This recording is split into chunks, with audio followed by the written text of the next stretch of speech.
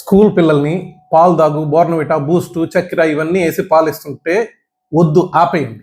పాలు తాగిన పిల్లలకి పెరుగు ఇవ్వండి, అదే క్వాంటిటీ పెరుగు ఇవ్వండి. పాలల్లో ఉండే అన్ని పోషకాలు పెరుగులో ఉంటాయి. ఏమేమి ఉంటాయి?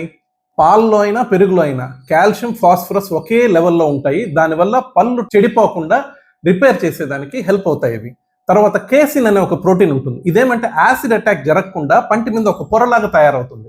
తర్వాత ఈ పెరుగు కానీ పాలు కానీ సలైవా ప్రొడక్షన్ ఇంప్రూవ్ చేస్తాయి. దానివల్ల ఏమంటే పళ్ళు క్లీన్గా ఉంటాయి, పుచ్చులు రాకుండా ఉంటాయి. పెరుగు కానీ పాలు కానీ నోరంతా న్యూట్రలైజ్ చేస్తాయి యాసిడిక్ ఫుడ్ తినిన తర్వాత. సో అవి ఎప్పుడు మంచిదే.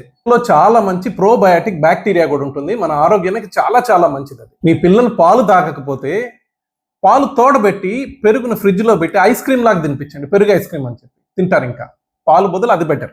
Happy dental hospital, Brindavanam, Nellore.